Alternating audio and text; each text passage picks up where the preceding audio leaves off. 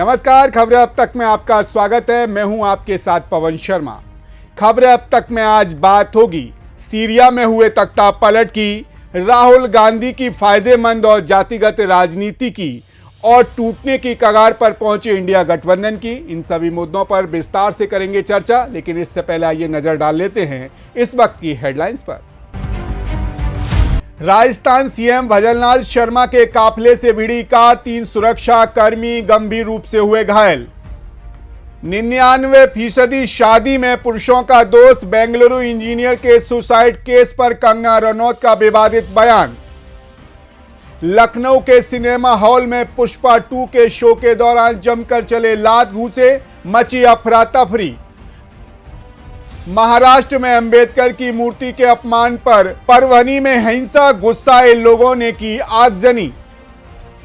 Lok Sabha speaker से मिले राहुल गांधी, बोले हम चाहते हैं कि सदन चले।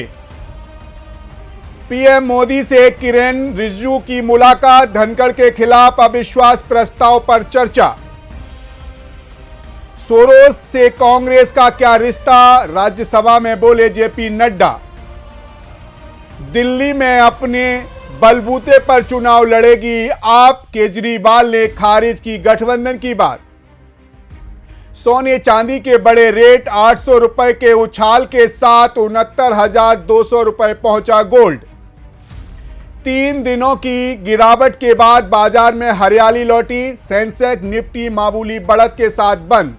हेडलाइंस के बाद एक बार फिर आपका स्वागत है। तो चलिए शुरू करते हैं खबरों का सिलसिला और बात करते हैं अपने पहले खास मुद्दे के बारे में। सीरिया में विद्रोही ने तख्ता पलट कर दिया है।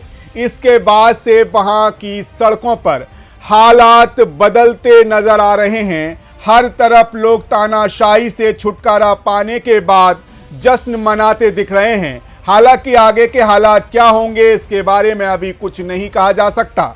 फिर भी लंबी तानाशाही खत्म होने के बाद लोग जश्न मनाते दिखाई दे रहे हैं। लेकिन वहीं दूसरी तरफ सीरिया के तख्ता पलट से वहां के मुसलमानों को कुछ नहीं मिला। सीरिया की 90% आबादी अब भी बंदूक की गोली से नहीं बल्कि भुखमरी से मर रही है। इस समय सीरिया में एक रोटी की कीमत 130 रुपए है। सीरिया में प्रति व्यक्ति आय मात्र 3,000 रुपए है। इस वजह से सीरिया के हालात काफी बिगड़ चुके हैं। वहां लोग दाने दाने को मोहताज हैं, लेकिन आतंकियों को लोगों की भुखमरी से कोई लेना देना नहीं है। ये आतंकवादी इस समय अपनी नई सरकार बनाने में व्यस्त हैं। आपको बता दें, सीरिया में 50 साल से चली आ रही असद की सत्ता का अंत हो चुका है। सीरियाई विद्रोहियों को 50 साल पुरानी इस सत्ता का अंत करने में महज 1 साल का समय लगा। विद्रोहियों ने राजधानी दमिश्क पर कब्जा कर लिया। इसके बाद सीरिया के राष्ट्रपति बशर अल असद देश छोड़कर भाग गए। विद्रोहियों ने 5 दशक की सत्ता का तो अंत कर दिया, लेकिन 13 साल तक चली इस लड़ाई के चलते मुल्क की इकोनॉमी गर्त में चली गई। अब इससे उभरने में कितना समय लगेगा, ये बड़ा सवाल है। आपको बता दें, सीरिया में 2011 में युद्ध की शुरुआत हुई थी और इसके बाद से यहाँ की अर्थव्यवस्था का पतन होने लगा। राष्ट्रपति के शासन में ये मुल्क भ्रष्टाचार में डूबता गया और पश्चिमी देशों के प्रतिबंधों के कारण सीरियाई अर्थव्यवस्था पर बोझ और बढ़ता गया। इतना ही नहीं, सीरिया की दिन ब दिन बदहाल हालत होती गई और अर्थव्यवस्था के कारण लाखों लोग देश छोड़कर बाहर जाने को मजबूर हुए। साल 2011 से अब तक करीब 14 मिलियन यानी कि 1,40,00,000 लोग सीरिया छोड़ने को मजबूर हुए। इस देश की 90% आबादी गरीबी रेखा के नीचे जीवन यापन करती है। हालांकि 5 दशक तक चले इस असद युग का अब अंत हो चुका है।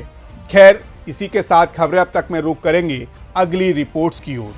चलिए अब आपको राहुल गांधी की फायदेमंद राजनीति के बारे में बता देते हैं। कहते हैं, हमारे देश में कोई भी दुर्घटना विपक्षी पार्टियों के लिए राजनीति करने का एक मौका बन जाती है और आज भी हमारे देश में यही होता है। इसका सबसे अच्छा उदाहरण राहुल गांधी हैं, जो खुद को देश का भावी प्रधानमंत्री कहते हैं। देश की सत्ता पर राज करने का सपना देखते हैं, लेकिन हमारा राहुल गांधी से यही कहना है कि सत्ता पर राज करने से ज्यादा जरूरी है जनता के दिल पर राज करना, उनका समर्थन पाना होता है। लेकिन अफसोस राहुल गांधी को तो सिर्फ अपने फायदे और तुष्टीकरण की राजनीति करनी आती है। हाल ही में हुई संभल हिंसा इसका सबसे बड़ा उदाहरण है। लेकिन आपको याद दिला दें कि ये कोई पहली बार नहीं जब राहुल गांधी ने अपनी सियासी चाल चली हो और भोली भाली जनता को अपना मोहरा बनाया हो। आपको बता दें 2 जुलाई 2024 को उत्तर प्रदेश के हाथरस जिले में सत्संग के दौरान मची भगदड़ में सैकड़ों लोगों ने अपनी जान गंवा दी थी। कितने घर उजड़ गए थे, लेकिन वहां भी राहुल गांधी अपनी राजनीति करने से बाज नहीं आए। राहुल गांधी दिल्ली से 200 किलोमीटर दूर उत्तर प्रदेश के हाथरस पहुंच गए, जहां उन्होंने पीड़ित परिवार से मुलाकात की। राहुल गांधी ने इस घटना के लिए योगी आदित्यनाथ की सरकार और उनके प्रशासन को जिम्मेदार ठहराया, लेकिन उन्होंने इस नकली और ढोंगी बाबा के लिए एक शब्द भी नहीं कहा, जिसके सत्संग में आए 121 लोगों ने अपनी जान गंवा दी।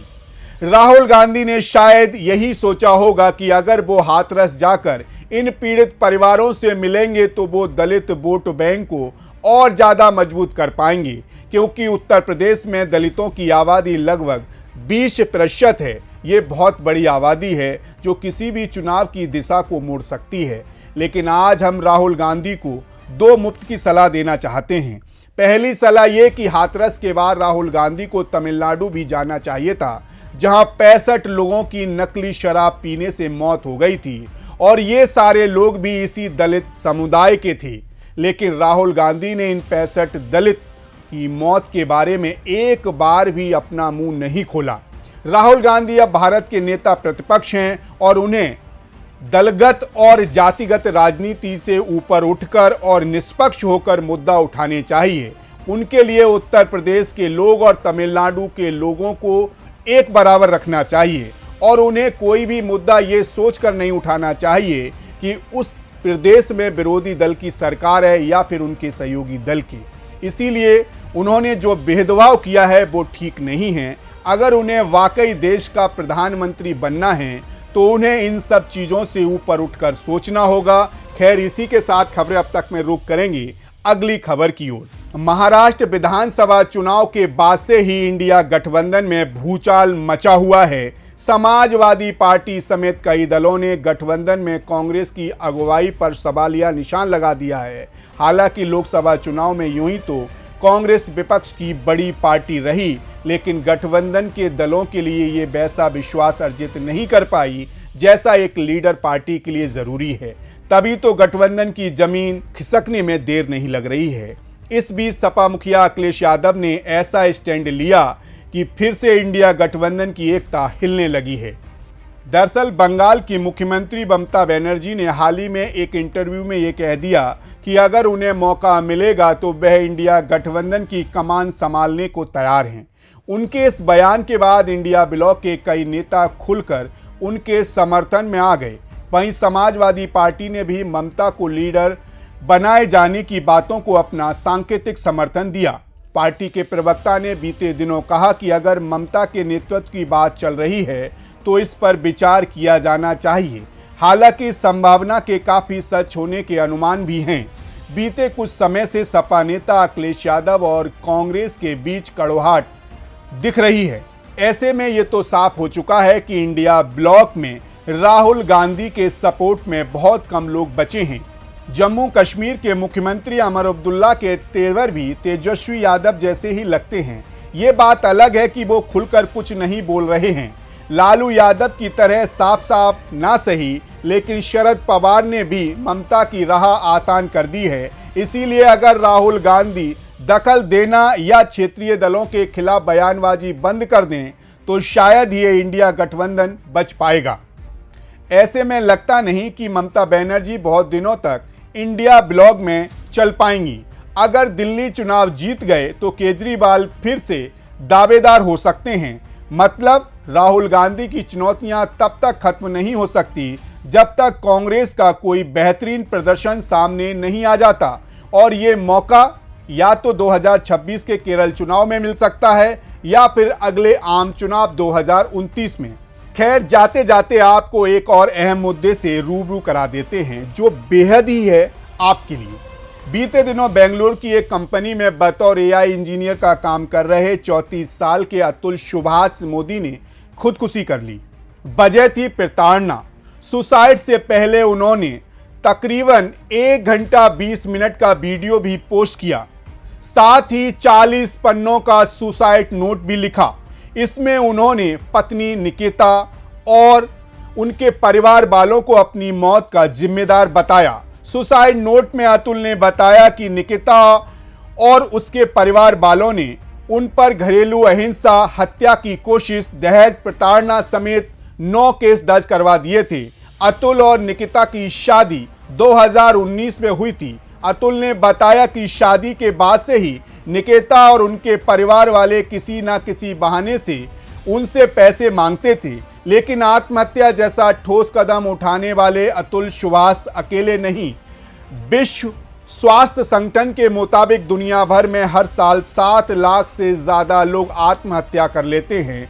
वहीं अतुल ने वीडियो में न्यायिक सिस्टम पर भी सवाल उठाए हैं। अतुल सुभाष का मामला अकेला नहीं, घरेलू हिंसा और क्रूरता से जुड़े कानून अक्सर पुरुषों पर लाद दिए जाते हैं।